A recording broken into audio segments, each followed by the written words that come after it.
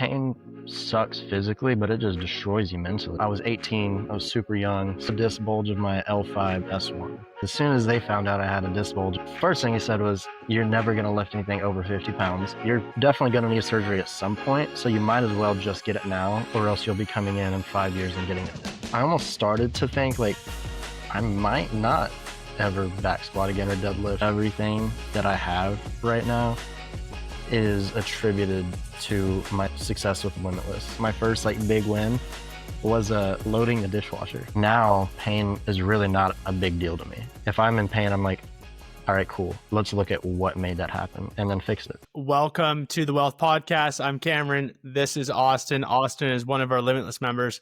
The first thing I want to ask you, Austin, is why did doctors at one point in time say you would never lift again?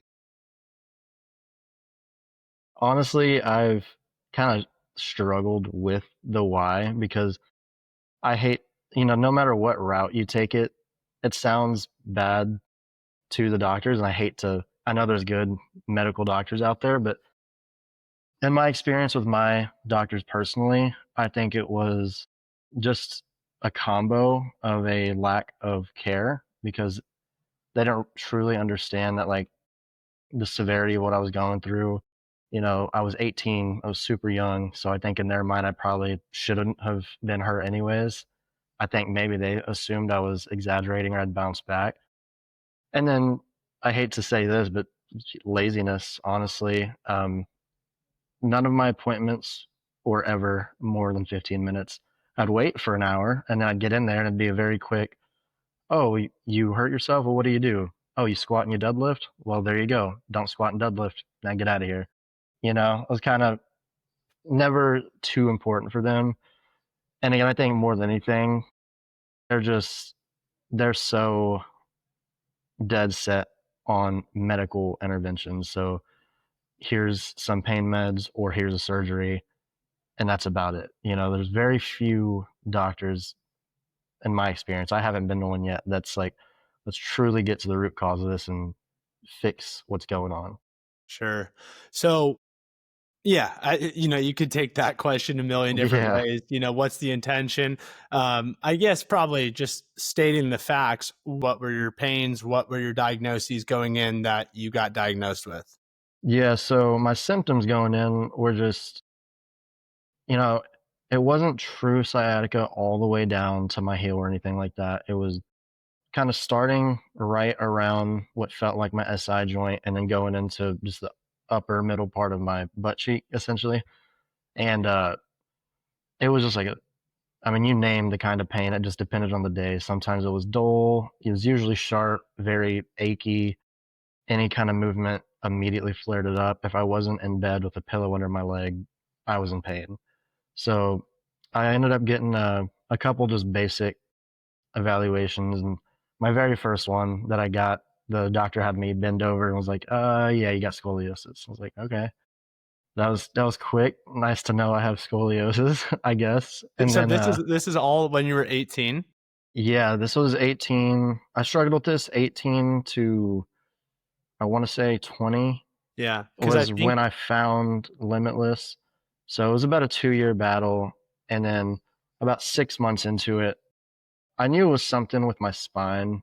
And I kind of started to figure it was some kind of a bulge of some sort. And then got my MRI, and I can't remember the exact millimeter or anything, but it was a disc bulge of my L5-S1. Okay. And Yeah, that's of course, honestly, finding that out was for the experience of the doctors, probably the worst. I wish I just refused the MRI, because as soon as they found out I had a disc bulge, it was like, yeah, we're going to get him under the surgery table. That's all they wanted to do was surgery, surgery, surgery. So when I was presenting symptoms, they'd be still very lazy, but it was at the very least, it was like, oh, do some planks and do these hip stretches. You should be good. But as soon as they found out I had a disc bulge, immediately started getting recommended surgery. So wow. So what did that path look like? I mean, what were their actions in terms of prompting you towards surgery? it was direct and immediate. Whenever I went to specifically a spine doctor or orthopedic, but he specialized in spine. And he came in, looked at my MRI, which I had gotten like a month prior, and didn't ask me anything about my history, anything about the injury. He just saw the MRI and was like, "Yeah, you're gonna need to get a surgery." And when first thing he said was, "You're never gonna lift anything over 50 pounds, and you're gonna need a surgery." So obviously, at the time when I was 18, 19, I was purely just not competitively, but my style of training was powerlifting. So that was like the worst thing I could hear at the time. Like, don't lift over 50 pounds. Like, I wanted to just run out of the doctor's office. But Yeah. he said that, and then he was like, "You're gonna need a surgery too." And obviously, I was like, that's not really my style. I've never been big on medications or doctors, period. I don't like medical intervention. It's just, I don't know, something I've always been weary about, even prior to my back. And I'll never forget his response to me being like, "Well, I don't know if I want to get surgery. Like, I've heard of people coming back from injuries like this. My dad actually, when he was mid 20s, herniated the disc in his back, and now he's still to this day stronger than I am. So I was like, I know it can happen. Like, I know you can come back from it. So I think I kind of want to do that if you could just refer me to a physical therapist." And I'll never forget, he was like, "Well, you could do that, but you're definitely going to need surgery at some point. So you might as well just get it now, or else you'll be coming in 5 years and getting it then."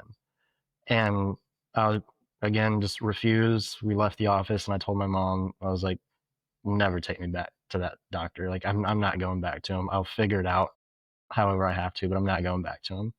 And that's what prompted me to find Limitless. He came home that very day, and I was just so mad that the doctor told me that, because, like, dude, I'm 19. I think at this time I was finally 19. I was like, "I'm 19. I power lift, and you're gonna tell me not to lift over 50 pounds? Like, that's ridiculous."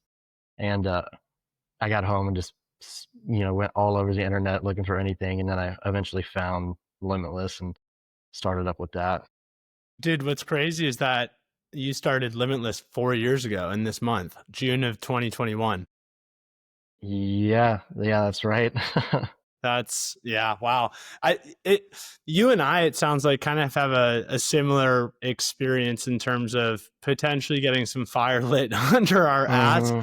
our asses with pun not intended and also intended, because I had sciatica as well, L5S1 herniation. But yeah, I had a very negative experience, which Yeah, you're never going to squat, you're never going to deadlift, wear a back brace, blah blah blah blah blah blah. And intrinsically too, I didn't believe that at the time. I still don't believe that. I mean, I'm just like, there's got to be a way moving forward, especially when you just go in and all they do is look at the MRI. They don't really ask you too many questions. They don't really ask you about your goals. It's just, hey, you're never going to do this again. It yeah, seems a little bit, yeah, I don't know. yeah, exactly. I almost had not an opposite mindset, but going to so many, I mean, it was like a doctor appointment every 2 weeks trying to get something figured out. And, I almost started to think like I might not ever back squat again or deadlift without pain. But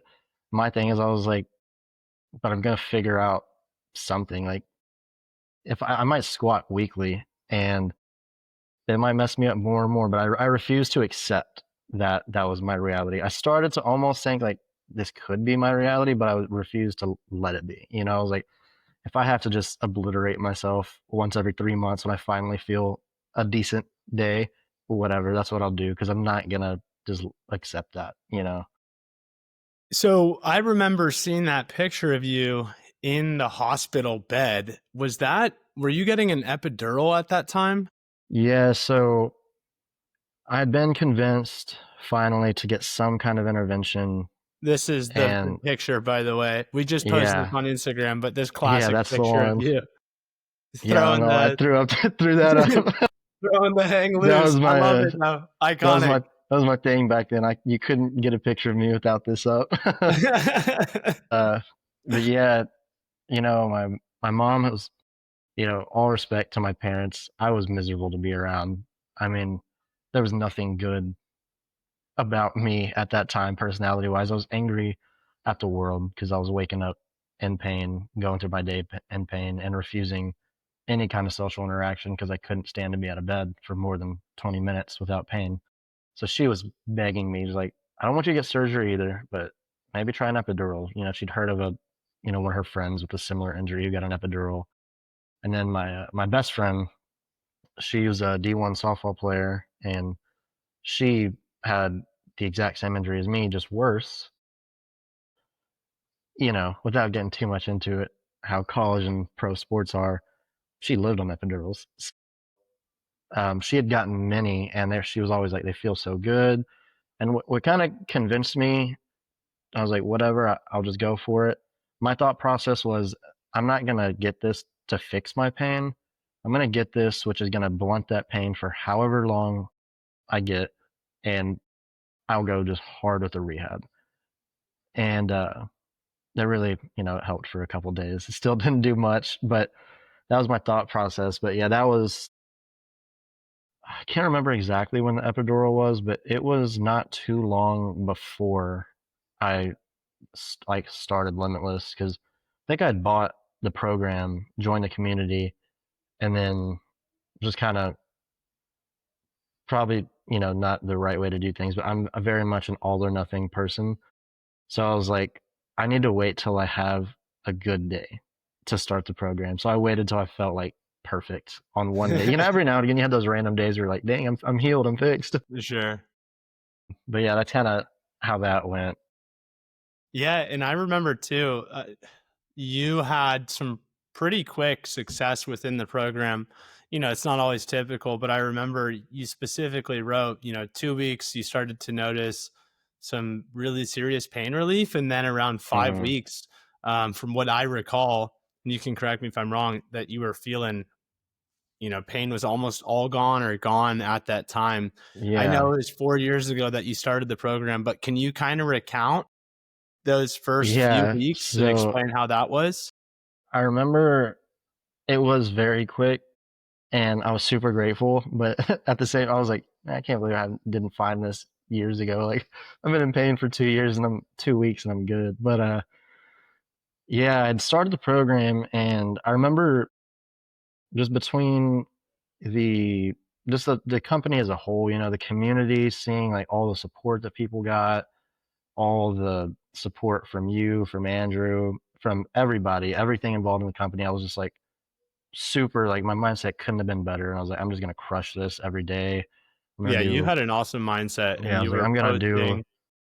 yeah, like I was super involved in the community. I was just super happy to be with Limitless. So I got to it, and I think that's probably the biggest thing with the whole program that I think Limitless offers that, you know, say a program that you just get the PDF of isn't going to offer you, is a mentality. Because, like, you know, realistically, there's 1,000 ways to program, whether it's exercise, rehab, but the mindset shift that you get and just kind of believing that you can get better, I think is what helped me the most. Because, when you spend 2 years just destroyed, even a simple RDO with a stick on your back is like, oh man, I don't know, this is pretty intimidating.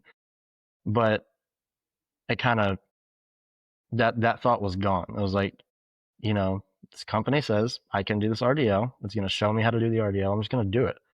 And that's kind of what I took to everything. I was like, I'm just going to do it. There's great coaching. The videos are so in depth. And then I'm going to post a video of myself doing the movement. And if I'm doing it wrong, I'm going to get corrected. And that's all it was really. It was just following the program, interacting with the community. And I had a lot of success really early. I don't remember if I posted it in the community. I think I did, but I'll never forget my first like big win was loading the dishwasher. Like, bending over to load the dishwasher confidently. Like, for the first time in years, I wasn't like scared to load the dishwasher. I wasn't awkwardly, you know, RDLing with perfect form to the dishwasher. I was just like, yep, this place are going in. And after that first big win, things just like, you just snowballed. It just got better and better and better until I was like, dang, I'm like not in pain for the first day ever. I'm just feeling great. Why do you think, because I know you said prior to starting Limitless, you felt like you had tried everything you could to fix your back. So you did the injections, you did physical therapy. Did you do anything else? Yeah, so I'd done physical therapy with like multiple different physical therapists. I'd done a chiropractor. They call themselves chiropractors, but it was like a massage therapist with physical therapy. They call it like pain management pretty much. So yeah, I did that, and then just a lot of, I won't say gimmicky, but just going on YouTube, how to fix low back pain. I won't say their names, but on YouTube, there's like a specific page of two older dudes who are super nice, super nice, but it's super basic, you know. And I did their stuff that they recommended all the time, and just nothing was working. Obviously, it was super frustrating because I did feel like I was doing everything, but I think nothing just takes into account like you know, like that's again with the community and the involvement of the coaches.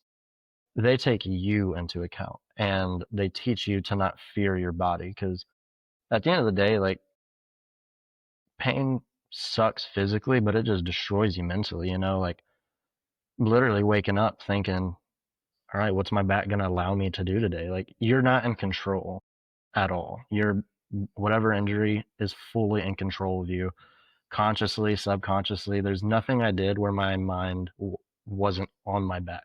What a crappy way to wake up. But I mean, I felt the Yeah, exact same way. You yeah, know, from exactly. 20 to 21, I was in college and same exact thing. First thing in the morning, open up my eyes, immediately energy is directed down to my leg, the sciatica, Mm, the back stiffness, the spasms, and you're just like, yeah, it's horrible. And then, yeah, so it's not fun. I don't think pain's fun to deal with really at any age.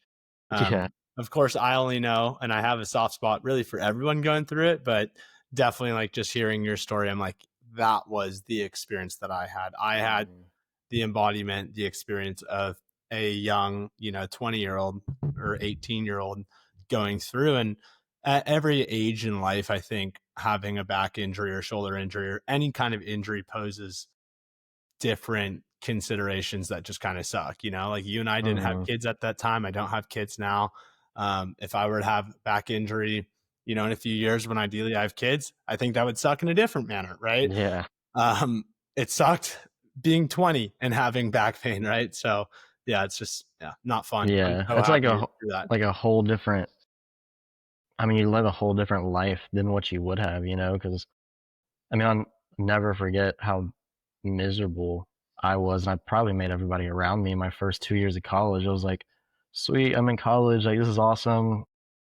Congrats, you get to stay in bed 24/7.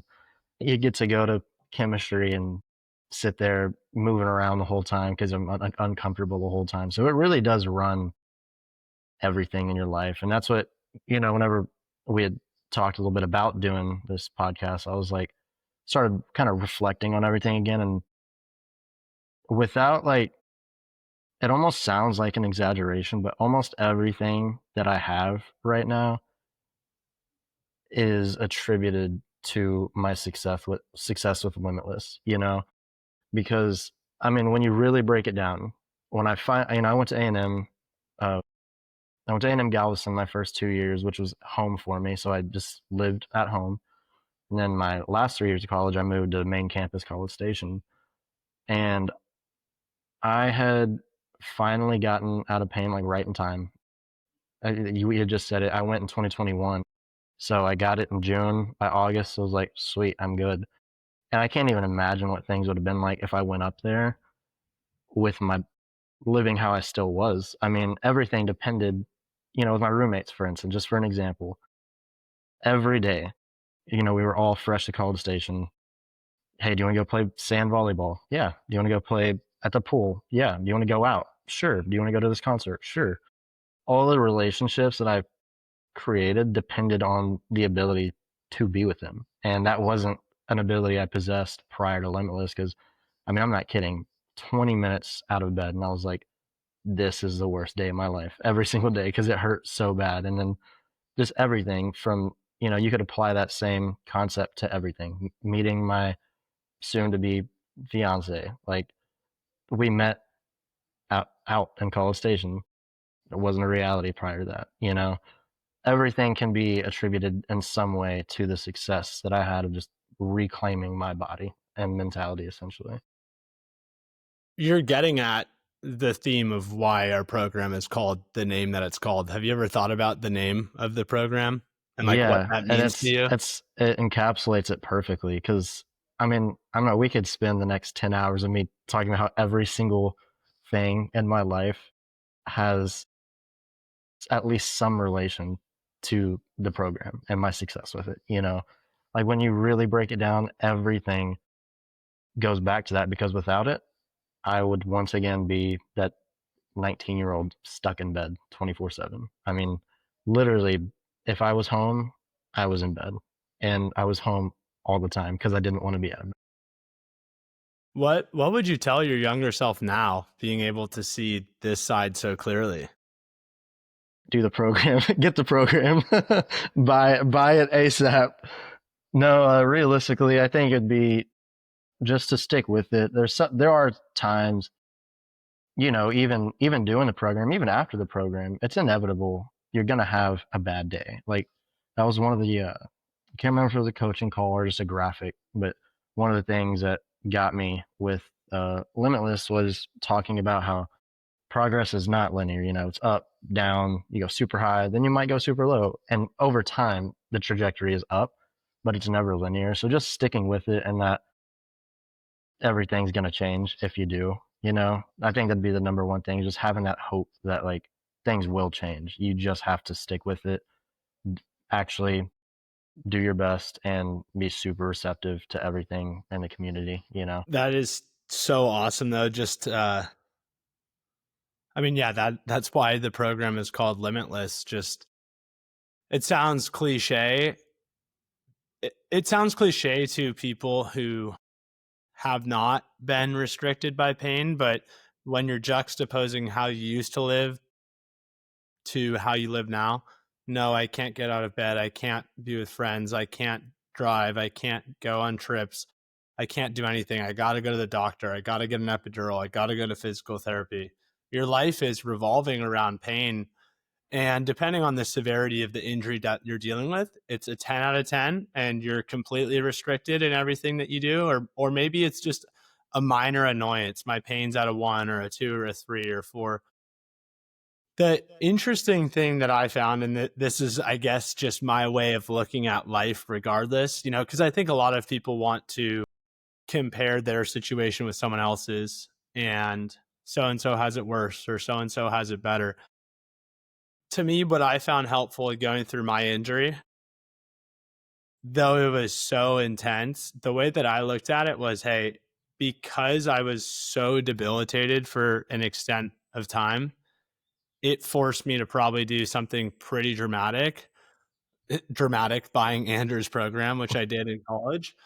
But I look back on it now, and if my pain was just a minor annoyance, maybe I would still be dealing with it right now because I wouldn't have been motivated to make that change. And so, wherever you're at with your injury, like what I'm trying to say is you have an opportunity to make the situation that you're dealing with the best possible thing for yourself. So if you're dealing with a lot of pain right now or a really tough injury, it can be the best thing to happen to you because it can force you to make a more dramatic life change that is going to set you up in the long run.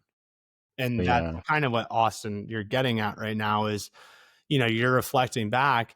You started the Limitless program 4 years ago as you were about ready to throw in the towel, kind of almost listen and agree with the doctor saying, hey, you're never going to lift again. Your back is just messed up and that's how life is.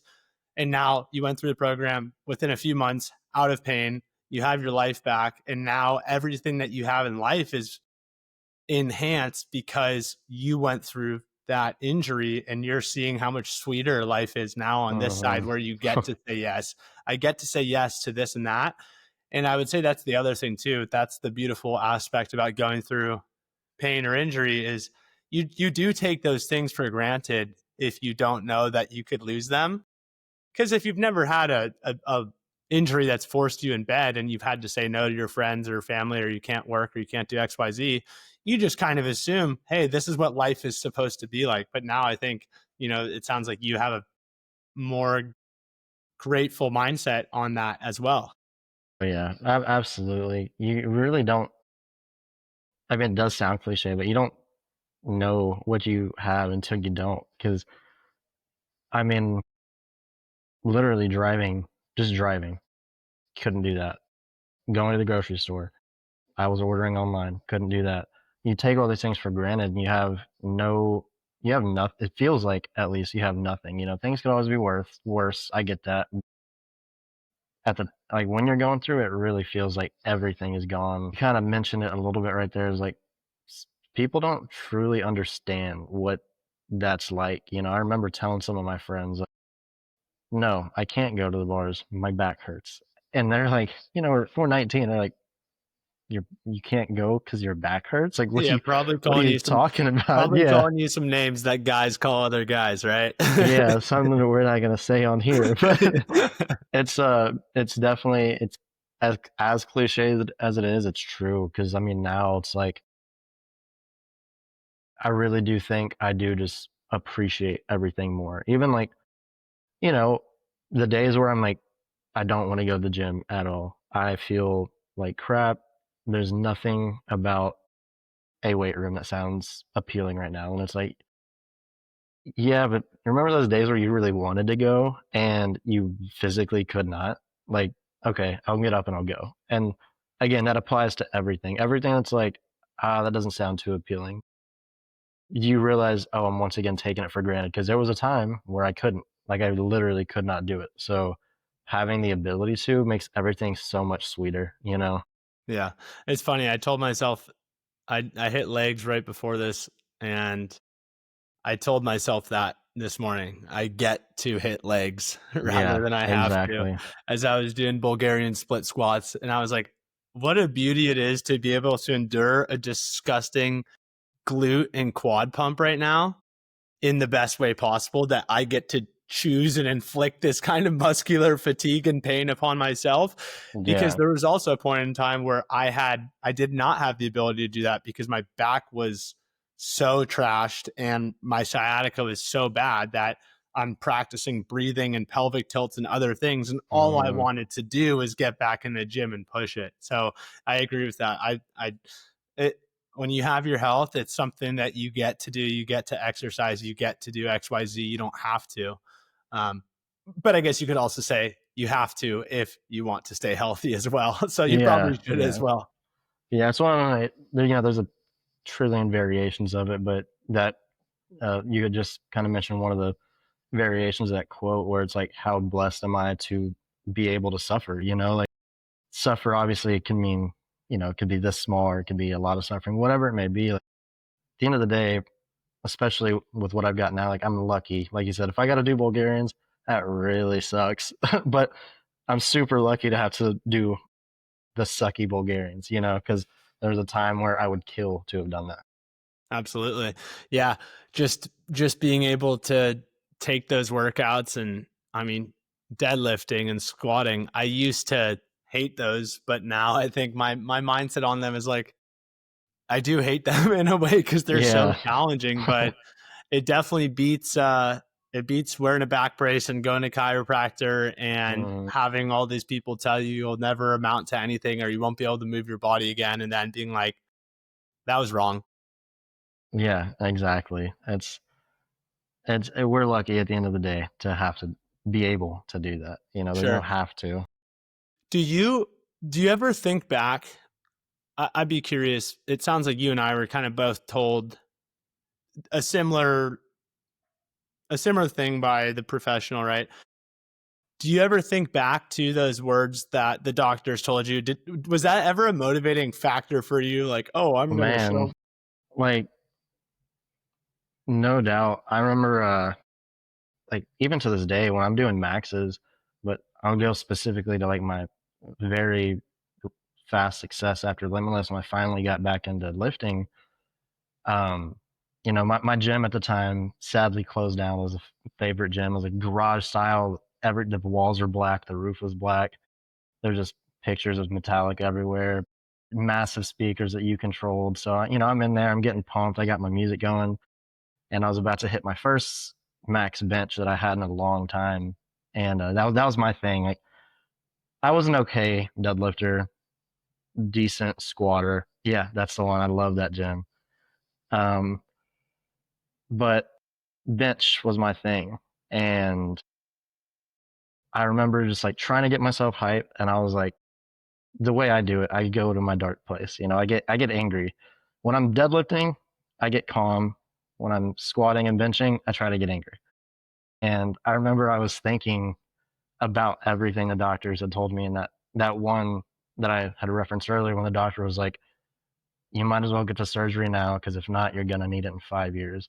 And that he was like, you'll never lift over 50 pounds again. And, I got 295 on the bar, and kind of corny, but I was like thinking about it so much. I did my lift, and I get up, and I don't know if you can got to blur this out over, but just to tell the story, I got up and I just screamed you because like in my mind that's like the doctors were on my mind, and I hate to think about the doctors like that, but that's what they made my experience. So yeah, I thought about it all the time, and I used it big time as motivation. And even to this day, like I said, when I'm trying to get into that zone, or if I really don't want to be there, just think about where I was at one point 4 years ago and what Me I had been told, because even though they're not directly doubting you, they're almost they're a naysayer, like they don't believe that you can get better. They don't believe in your performance goals or even just living goals. Because like I said, for me, I wanted gym performance, but like we talked about for most of this time, just living too. I I know I don't know everything in this world as almost a 30-year-old, but I do feel like since being in this industry for almost 10 years since I was injured, from our experience, and we have thousands and thousands and thousands of wealth members. So thousands of people, we're starting to collect some really awesome data. A lot of our members are told things time and time again by absolutely atrociously uninformed professionals. And that is just the truth of it. There are plenty of professionals out there who are incredibly knowledgeable, would never speak to a patient like this. And in fact, I'm sure there's probably a lot of, if there's doctors listening, chiropractors, massage therapists, physical therapists listening, they would probably be disappointed that other people in their field are talking the way that you were spoken to. Or maybe Mm, they have a different perspective that I'm not thinking about right now. But there are a lot of our members who come in, and unfortunately, they have been met with words like that. You're never going to do this or that, immediately pushing to surgery when it's unwarranted, immediately pushing to, hey, buy 1,000 decompression appointments, mm, immediately pushing to something else other than restoring the agency in you and saying, hey, we can fix this. It's going to take some work. It's going to take some lifestyle modification. We're going to need to get you in a very detailed rehab program and lifestyle change. But you, as a human individual, you can heal whatever injury you're going through. Now, mhm. of course, sometimes surgery is warranted, blah, blah, blah. I feel like you have to put that out, right? Like, of course, of course, of course it is. But a lot of times, like just the situation that you went through, Austin, immediately, that is, in my opinion, that's wrong. To Yeah. see the MRI, have no questions asked, and just say, oh, you need surgery right now and never lift again. You're never going to lift again. Here's your back brace. Like, what kind of advice is that? To me, that just speaks as someone who has not lifted before, doesn't understand biomechanics, doesn't actually understand physical therapy, and is, to give them the benefit of the doubt, maybe just trying to treat you the best way that they know how and that they studied. But unfortunately, that surgery intervention is not the only thing out there. There are plenty of other Mhm. non-surgical interventions that might be better suited to someone who does not want to get surgery and does not need to get surgery. Yeah, no doubt. That's like where I struggle. People will still ask me kind of about my process with all that, and I hate because like I know there's very good medical practitioners out there. I know there's good physical therapists out there.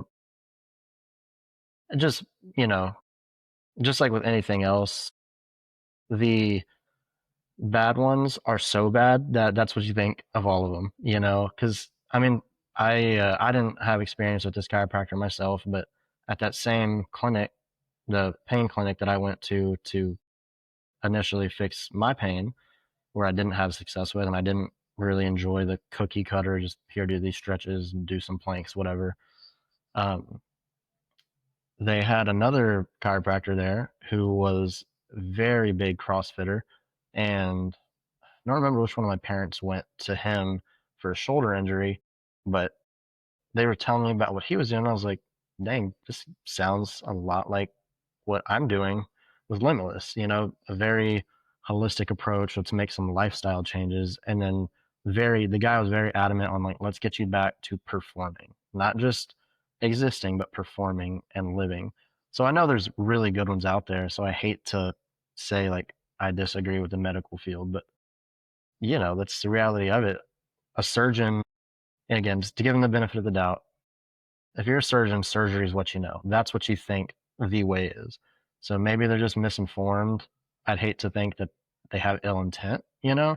So maybe they're just ill informed, but it's definitely not it's definitely not the way. And like you said, it might be. Sometimes it might be. But I'm going to try every other possible avenue that I can before that. Whereas a lot of times that's their first and only avenue of intervention. Yeah, I think what I just don't like about that situation for you and for myself as well is being so young. And I guess even if I were older, right? Maybe it's not even about the age, but not necessarily being asked like what your goals are and what you want out of life, and then trying to see how you can serve someone who's coming into your door and then saying, "Hey, Austin, I hear you. You know, let's work on this or this." Like, what good does that do to just limit someone immediately after you diagnose them with a disc bulge and just say, you need surgery and you're never going to do XYZ again? Like, how do you know I'm never going to do that? Because you Mm, didn't even ask me, maybe to give that person the benefit of doubt, they think you're never going to do XYZ or lift again because they've never seen a patient do that. So rather than just say, hey, this is the truth, why are your other patients not lifting again? Are they not lifting again because they're unwilling to do the work? They haven't found the right program. They're listening to your advice, and that's why. And it's becoming a self fulfilling prophecy. Is there any way in which I, as the client or consumer or whatever, could improve my lifestyle? Like, rather than just say, you're never going to get better, why can I not? And can I take steps to get better? It's such an absurd statement to tell someone that you're never going to do XYZ again without asking them what they're willing to do. It just seems like a very ignorant thing to say in my mind. yeah, no, I mean, I completely agree. I mean, there's so much now. You know, now I know I didn't know at the time, but there's so much that goes into pain. You know, I mean, I don't remember the specific stat. I'm sure everybody who has back pain has seen it, but it's where however many percent of the population walks around with a disc bulge, but a good chunk of them just never feel pain. Like pain is so complex for you to just look at an MRI or even hear a couple symptoms and not do a deep dive into me personally. That's just irresponsible in my opinion because it's just so complex. There's so many things that could possibly affect it that to just be like, I saw your MRI, you need surgery and you're never going to lift again. Like that's just straight irresponsible in my Sure. opinion, you know? Yeah. But then also, too, going back to what you said, you were waiting for an hour and then you have a 15-minute appointment. So you know that a lot of professionals in the medical system are completely overwhelmed. There's a really high demand and a lack of supply for professionals as well. So I think that's also a challenge. You know, we as a society, whether it be metabolic problems, metabolic dysfunction, or chronic illness or musculoskeletal pain, we're going in and trying to seek care from people who don't have the highest levers to pull in terms of effectiveness for treating us. If a lot of the issues that we're dealing with, whether it be, again, metabolic dysfunction or chronic illness or musculoskeletal pain, you're not really going to go and fix the majority of that in the office. Like, it's fixed in all of the time leading up to that or after, but at home through your own interventions. And so that's where there's that mismatch as well. You know, what is a doctor going to do? What's a surgeon going to do for your back pain in terms of the way in which you wanted to solve it if you don't want to do surgery or epidurals or narcotics? Like, they really can't help you. You know, I just had this gentleman who's in Limitless, and I was on the phone with him the other day, and he was just like, yeah, I just saw my pain management doctor, and the pain management doctor just told me, hey, we'll try some steroids. If those don't work, then we'll try injections. And if those don't work, then we'll do surgery, and just keep moving as much as you can and stay active. That was his advice. It's like, Yeah, that's how is that helpful? Like, just here's some medication, and we'll do more medication, and then we'll put you under the knife. right. And then, you know, I think also what gets tough about that is you have kind of the narcotics aspect of pain management, and then just the advice from the pain doctor saying move as much as possible. I would say that aspect of advice is starting to get a little bit warmer, but then it Mhm. comes into like the intricacies of how to move, how to respond to pain, how to rehab, and that sort of thing. What did you learn potentially about movement from Limitless that you were not being taught from physical therapy or YouTube prior? Yeah. So I think number one is, and this is just my interpretation, everybody's going to interpret it differently, but early stages of rehab, there probably is a right and wrong way to move. Like, not, I won't say fully wrong, but there's definitely a better way to do things. That's why we learn how to do a proper RDL. That's why we learn how to do the scoops early on. Like, there's a proper way to do things. But more than anything, overall, I would say that, and it depends on a lot. It depends on where you are in rehab, but there's not necessarily a 100% wrong way to move. And I think that's what the biggest thing I got from Limitless was like, I'm gonna move.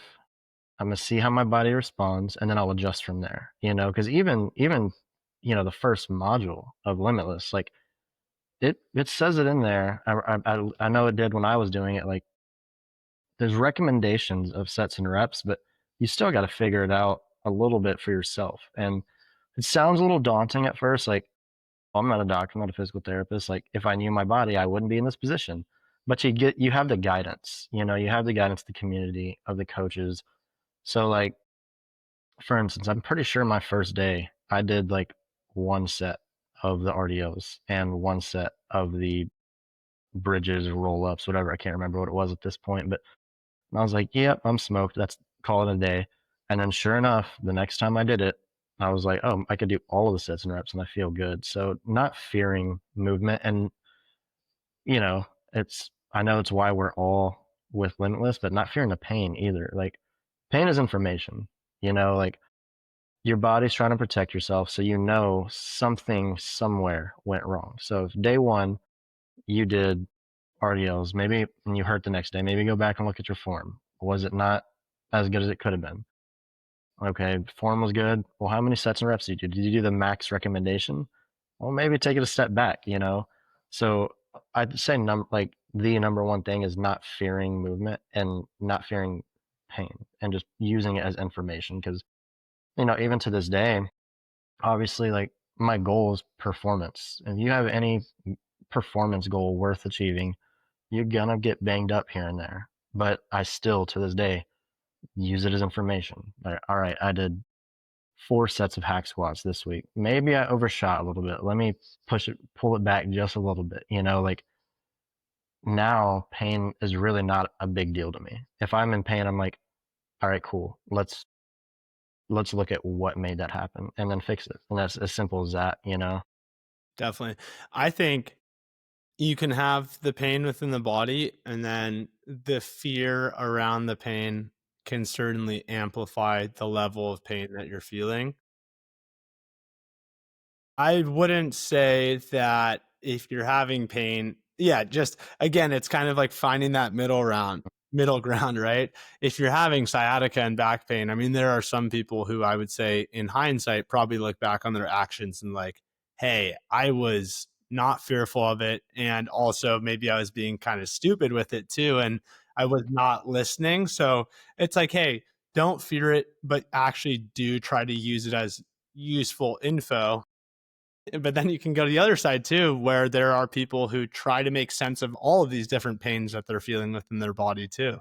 Yeah, yeah. So I guess taking a step back there, in the I guess assuming for the limitless member, we're like, yes, don't be dumb. Like, be aware of your pain, but just not letting it control you. So yeah, I agree with you. Like, definitely there's some really silly things you could do. Like, there is definitely, when you're in certain positions, there's a definitely wrong thing to do.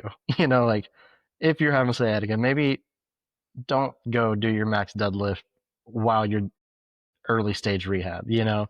Definitely don't be silly with it. But I guess I mean, yeah, like you said, finding that gray area. Like you don't want to be too fearful and overanalyze everything because then, you know, your knee is gonna pop and you're gonna be like, oh man, I'm dying. But on the other end, you can't be like, you know what, screw it. I'm deadlifting, squatting, and running today. We'll see what happens. Like not exactly, you know. Right. Definitely be Right. in that middle ground. And I think the perspective too that you have now, 4 years post injury, has just gotten so much deeper and more nuanced. I know for me, it has. Oh You yeah. know, when I first started with sciatica, I was like, oh, my goal is to be pain free and I never want to experience pain again. And I realized that that is naive because I have had some things pop up here and there, but I also have not had sciatica for 7 years. So it's like, Mhm. I think that there is, it's hard to define, but I think if you have chronic pain and you haven't done what it takes to fix it, you could be living a life with way less pain. And it's hard to put a label on it, good or bad pain, right? Um, so I think there are a lot of things that people can do to rid themselves of pain, but also the goal is like not to never feel something again. But I think the more mature I get with it is really respond in a non fearful way. Like for instance, I was training for a marathon last year and I just overdid a run and Mhm. my Achilles flared up and I couldn't walk on it for like multiple days. And to me, I was like, instead of going in a downward spiral, like, oh, what about this or that? I got back to rehab and I was fine in 5, 6, 7 days. It was a good piece of info for me. So I think too, once you kind of start to learn more, once you start to have more days and data points, you kind of start to realize like, hey, this pain is not something to be too concerned about. Whereas if I look back on my time with sciatica and back spasms, when my back was spasming like every day and I had fiery pain down my leg, that I don't want to say it was something I should be fearful of, but it was definitely an important thing to address and Yeah. take seriously and alter my training. Yeah, no doubt. I do think like hindsight is 2020, and also like you said, I'm on year 4 now of having gone through Limitless pain free. So obviously I've had a chance to really evaluate things now that I'm pain free. I'm not gonna sit here and act like when I was going through it, I had the same thought process and I was like, oh, I'm thankful for this pain. Like absolutely not. I hated it. So definitely I would say to anybody listening, they're probably like, man, this guy's a jerk. Like he just he's not scared of pain. Like no, at the time everybody can be. It's a goal to get to the point where you're like, okay, this is information. But I mean, it does, it takes time and it takes the work. You really got to learn to listen to your body because, yeah, like you're saying, like now, so I look at it as good pain, but like, let's be real, everything I've said, there's nothing good about it at the time. So it's definitely something you work towards, and it's something that you don't even realize happens until after the fact. You don't think to yourself like, okay, I'm in pain. Let me use this as information. It just starts to kind of happen, as you get better at working through your own body, as you work through the program, as you're, I'd say one of the biggest things, as you're active in the community, because it is way easier to tell somebody else, like, you're fine, dude. You need to take a step back, breathe. You're going to be okay. Use this as a learning lesson. It's way easier to tell somebody else that. So that's, Yeah. I think I commented on like every single post in the community because it's a chance to help other people. But at the end of the day, it does help you because when you think about what you just told that person, like, all right, let me apply that to myself. I almost want to say I had a post about mindset in the community back when I was like peak injury, and I mentioned something like that. I was like, would you? It was from a book I read to them, or I'm lying to myself, and I don't think I'm not lying to that person. I do think they could get better. So why can't I think that about myself? So I think that mindset comes as you do it more. Like you don't come into Limitless thinking I'm gonna like. There's always doubts as you're going through it, because it has ran your life. Like, how is one program gonna just cripple this pain that has crippled me? But it does eventually. So it builds. You definitely don't come into this thinking the way you and I and every other person that has gone through Limitless thinks now. It takes time and it takes work.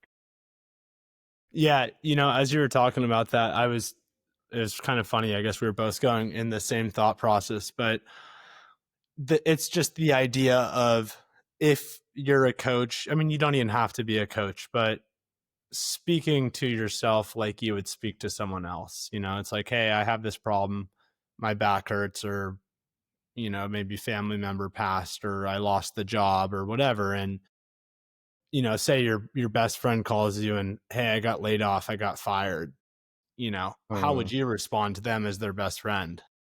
And then you would tell them, like, probably empathize and, depending on where the stage of grief is or whatever, kind of help them see that things can get better and here's what we should do. But yeah, it's just taking that belief, and then if you're dealing with a similar problem, why are you beating yourself up and telling yourself all of these negative things that you would never tell a loved one or a family member or whatever? It's like, it doesn't really make sense. That was probably one of the bigger, like, aha moments is when I made that post and I was like, I need to not just post this, I need to live it. And it was true. I was like, why am I so negative towards my situation when I'm literally talking to people in this community that have the exact same situation, even worse. I was, again, not to compare injuries, but I didn't have full on sciatica. Like, yes, my pain absolutely sucked, but, just looking at it for like exactly what it is, some people, you have it worse. So why am I being so negative about my situation? If I genuinely believe that this other person will get better, and I did, I genuinely believed like all the people in the community, like, hey, just keep at it, you're gonna get better. I just looked at that post. That post had 17 comments. These are things that you look at our Instagram, you look at our YouTube, you look at TikTok, the website, and you see kind of a lot about movement and how important movement is for pain rehabilitation. It's very difficult to convey the depths of the mindset and the lessons that you will learn and can learn and should learn to be successful in terms of overcoming pain and injury. And I think you're hitting at that. This is what makes our private communities for our Limitless program, our hypermobility program so special is we're not stripping away the fact that people are coming to us with serious problems they want to solve. For instance, a lot of our members with hypermobility, prior to joining our hypermobility program and Facebook group, they're in other support groups out there that can seem to keep pulling you down and pulling you underwater. And here's your diagnosis, and you're never going to get better. And your life, this is your life, and try to stay as close to the midline and not regress so fast. And it becomes really depressing. And there's back pain groups out there on Facebook with 20,000, 100,000 people in them, and Reddit groups. And they're so negative. And I think what you find with our community alongside the program is, again, we're not stripping away the fact that people are coming to us with legitimate pain problems to solve, but it's like, hey, here's the reality of the situation. We believe that there are so many actions that you can continue to take day in and day out to reverse the narrative that you think is true, to reverse the narrative that your doctor is telling you you're never going to lift again. And furthermore, or never lift over 50 pounds. That's not true. Let's make it not true. This is how we make it not true. It's going to take some time. Let's do the workouts, and you're going to see that result for yourself. The Yeah, body can heal. absolutely. I mean, the community is just straight up special. Like and you're not really gonna understand it until you're in it. It's one of those things where it's like, I could tell you all day how special it is, but until you're in it, you don't grasp it like fully. But like you're saying, all the Reddit communities and all these things where like, yes, everybody's going through the same thing, but 80% of the people in there have the worst mindsets about it. So it drags you down with them. Whereas like, I think with Limitless, assuming whoever bought the program looked into the company at least a little bit, saw some of the ads, saw some of the page, saw what the, everybody's like, they made that conscious decision to join Limitless. And it's not a specific kind of person. There's a like wide variety of people in the community, and I think that's awesome. There's so many different types of people. You're gonna find somebody with your situation in there that's like a lot like you. Yeah. Um, but even though it's not a specific kind of person, at the same time, it is like mindset wise, like everybody eventually tracks towards that the mindset that makes a community so great. Where it's like, if a new member commented on Facebook today, hey, I am 19. I want to be a high gym performer, but I have an L5 S1 disc bulge and I'm always in bed. It ruins my life. I would comment, that really sucks. I understand what you're going through. I know it's not fun. Empathize with them, but then it's time to get to work. And I think that's what the community does so well, is like they never make you, no one ever, you never feel like a fool in there. I mean, everybody in there is vulnerable. Everybody is at, or at least was one point, at a very low spot. So everybody's vulnerable and everybody is welcoming and everybody knows you can get better. That's the biggest thing, is like, whoever is in the community, I have full confidence that you're going to get better as long as you do the work, as long as you engage the community, engage the program.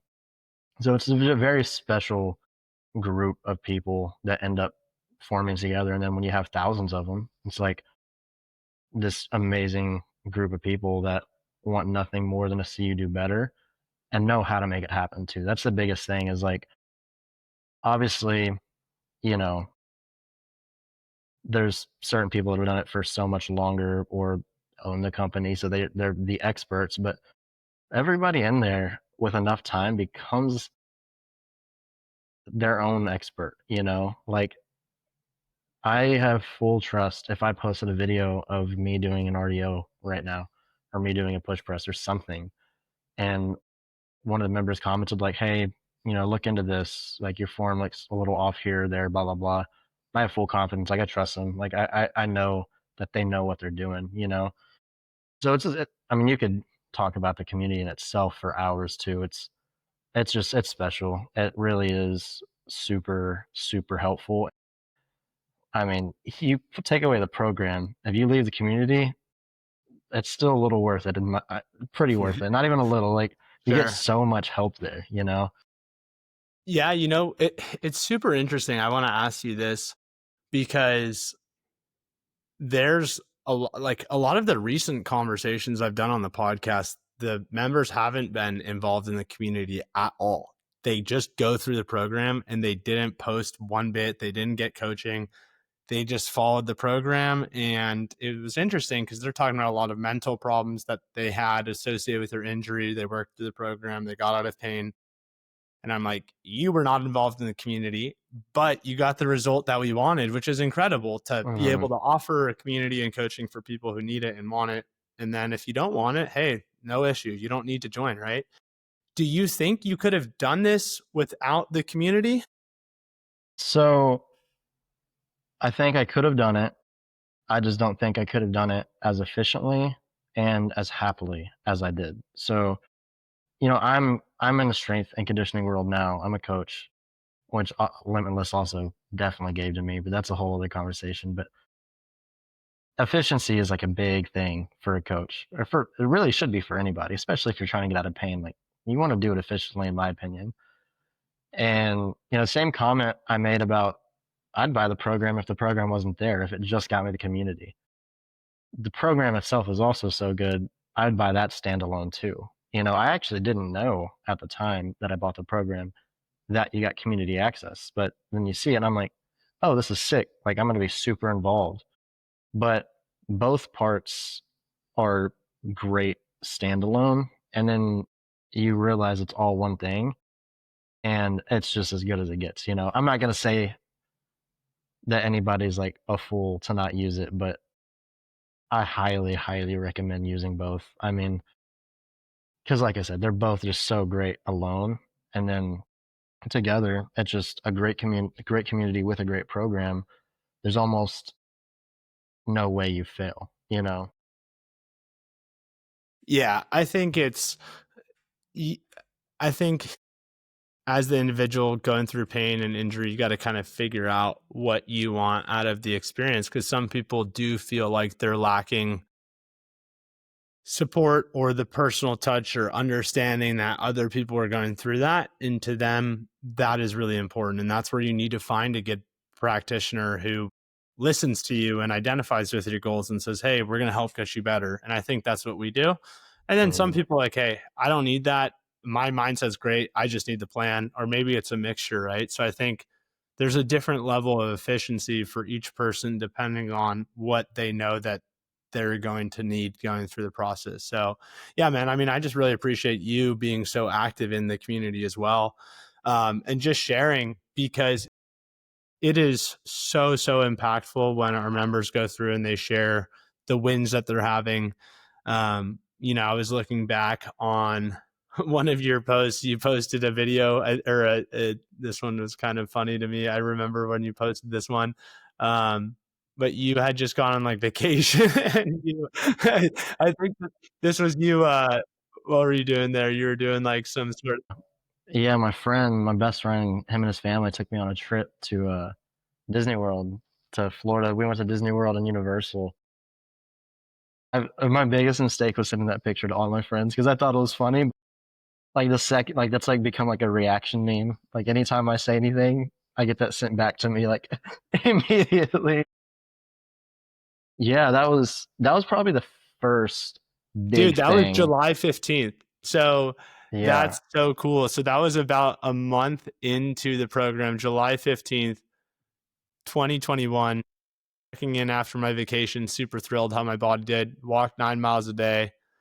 First 2 days, I had some aches, felt as good. 99% pain free. I feel like this is a huge win about getting my life and freedom back. Yeah. Dude, it's so cool. Look on those timestamps. Be like, that was Yeah. 47 months ago that you posted that. Is that kind of a trip to just look back on some of your Facebook posts? Yeah, I will. I'll look back at it every now and again, and then I'll just look at when I'm just looking at memories in general, no matter where it is. And Mm-hmm. it's just crazy seeing the progression because, like, you know, there's a huge chunk of memories, and then just boom, there's like a gap where nothing happened because my life was doctor's appointments and bed. and then right back to it. So it's cool to see that, like you said, the timestamps, like you have data and proof right there exactly what happened. And I remember that trip, I uh I had said yes to it months ahead, and I was like, I remember having a discussion. I was like, how do I tell my best friend and his parents who just paid for me to go on a trip that I'm not going? Because I can't. Because I know what Disney World is. I know you're gonna be walking a ton. You're standing in line waiting an hour for a 30-second ride. I I was like, Mom, how do I do this? Like, I'm gonna look like the world's worst dude. Like, I've just made them spend thousands of dollars on me, and I'm gonna say no. And I started the program, and I was like, let me just hold out a little bit. Like, maybe I'll get better. And sure enough, I remember. I mean, you see what my thoughts were on that trip. Where I was like, I'm in charge, and just doing all the walking, all the standing, and having a good time. I was like, this is it. Like, I got my life back. And I have a picture of me on that trip. I don't think I posted it, but my friend took it of me. We're waiting in line, and I'm sitting just in a deep squat just because I was tired of standing. And I was sitting like that for like 5 minutes, and I was like, "There's no way! Like, I wouldn't have been able to do that just a couple weeks ago. Like, this is exactly what I wanted, And it really was like that big, like, all right, my life is back in my hands moment. Because that was a awesome trip, and I didn't have to say no to anything. My mind was finally like, my mind allowed me to have fun. I was on that trip for a vacation. I wasn't on it thinking like, I really hope my back holds up today.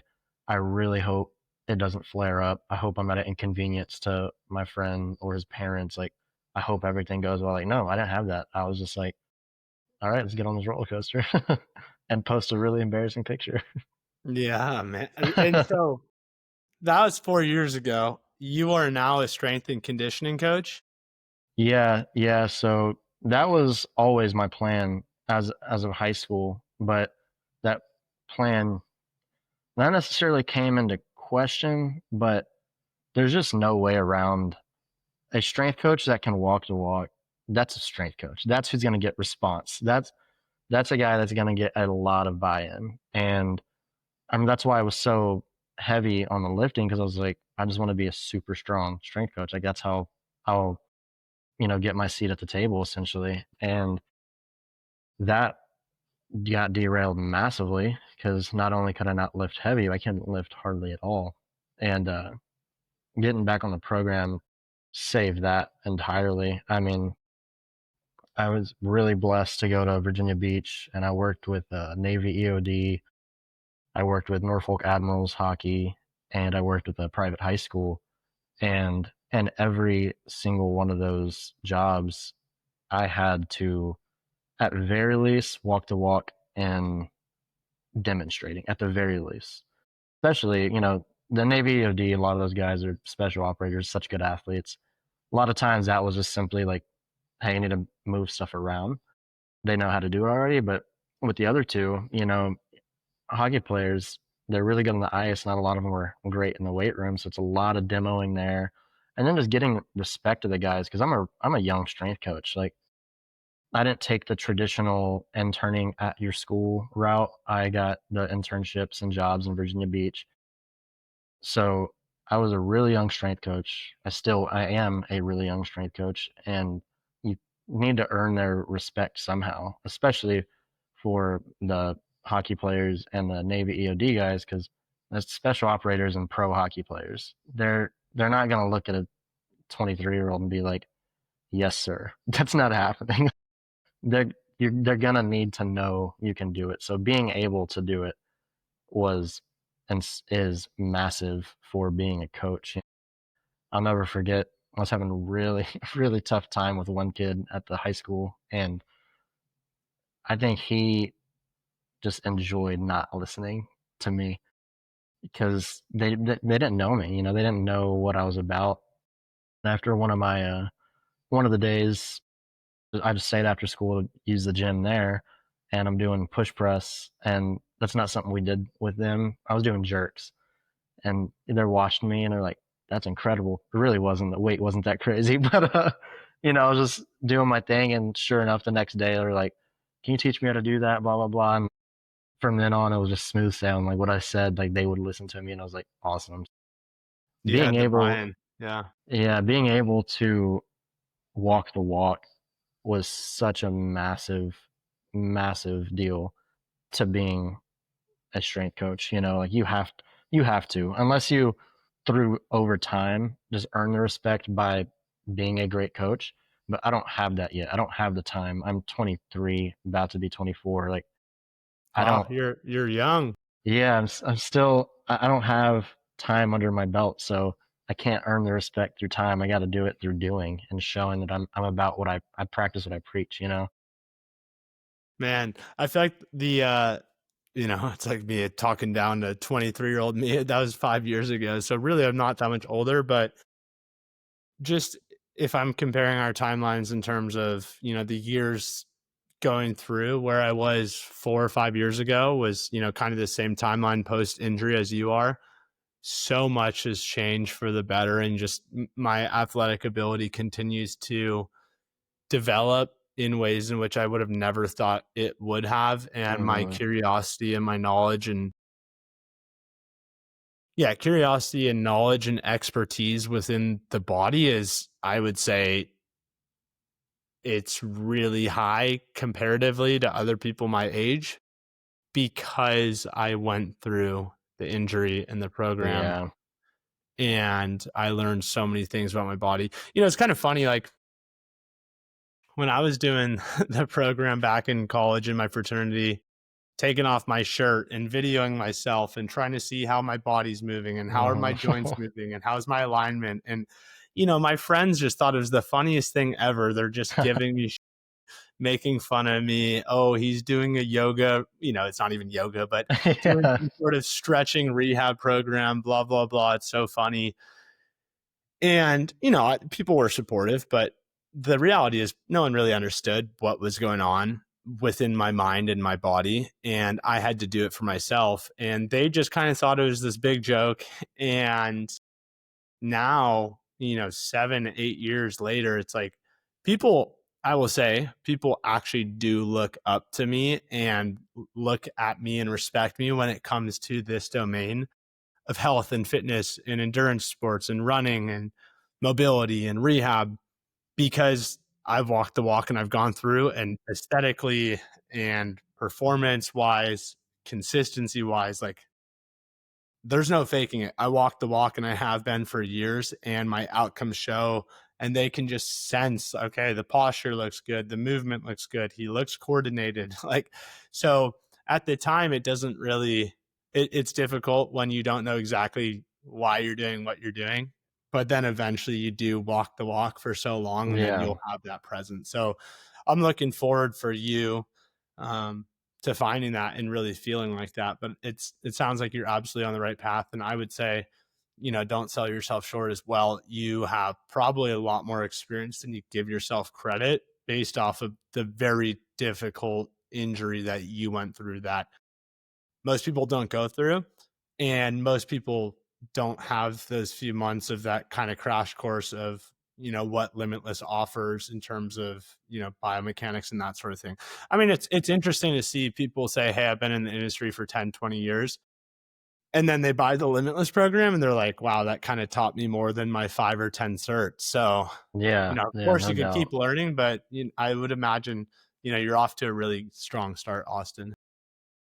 Yeah. No, I really do think, like,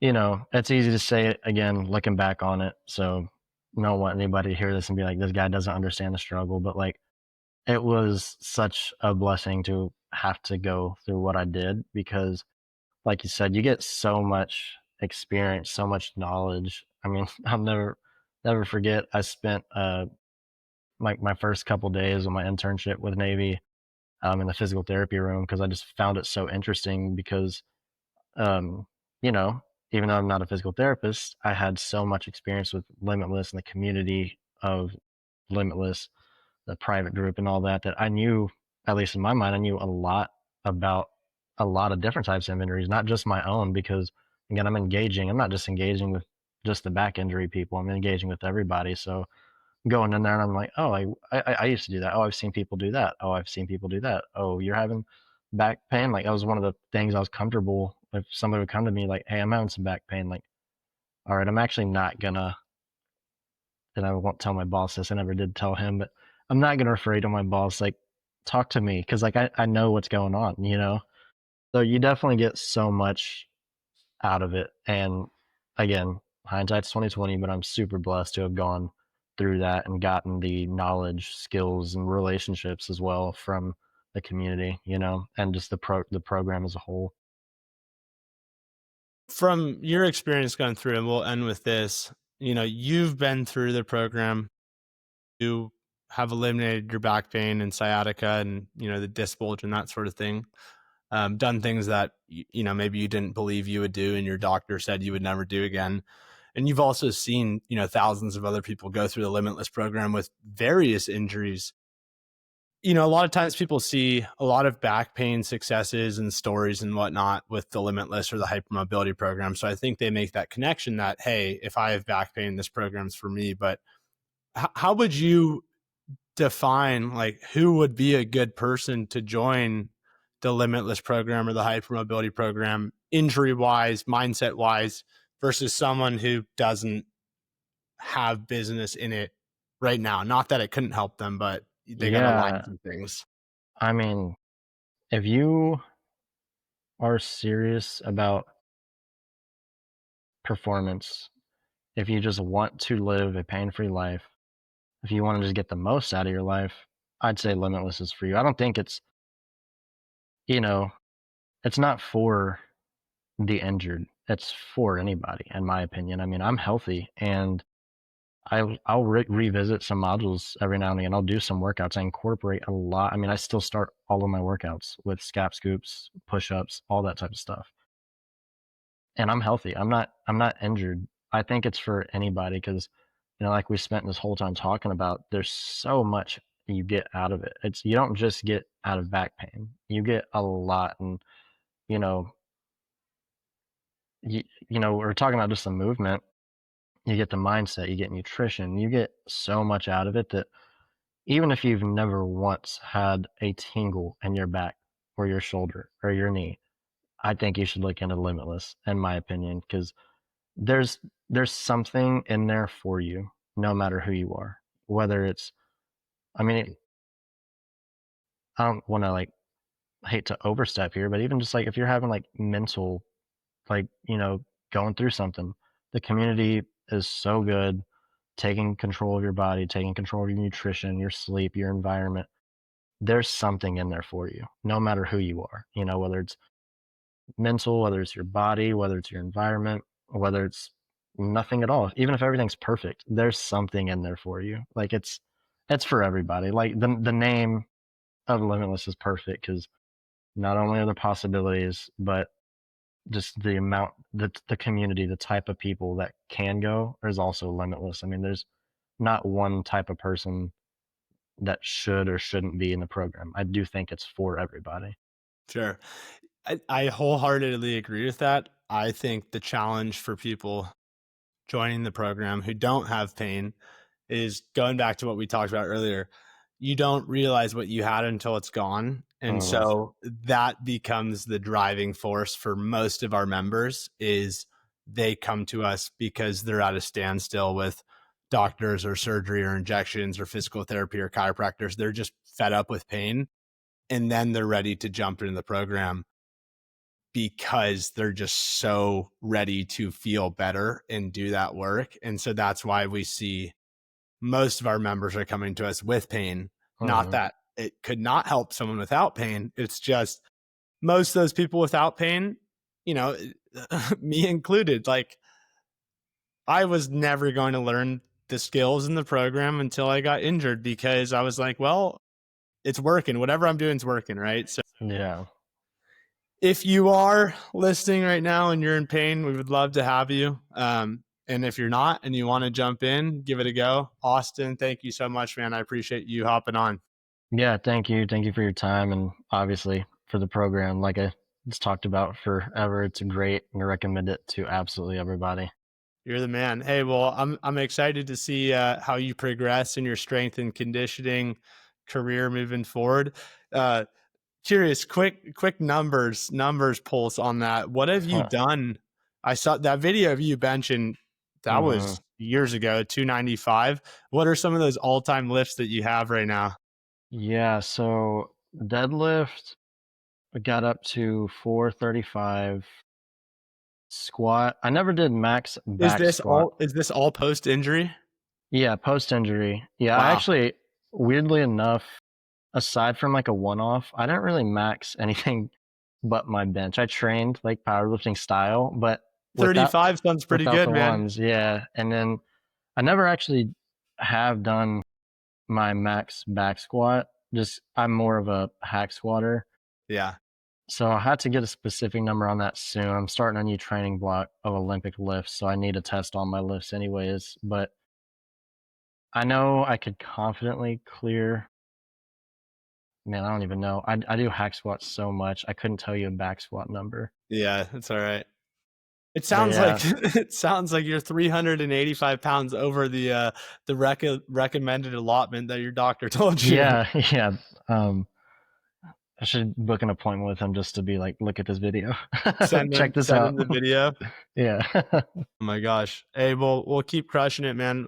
We'll have to jump in and hear how you're doing after your S&C block and your Olympic lifting block. So Austin, happy for you, proud of you. Thanks for sharing your story. We'll catch you next time. yeah. Thank you. All right, cheers.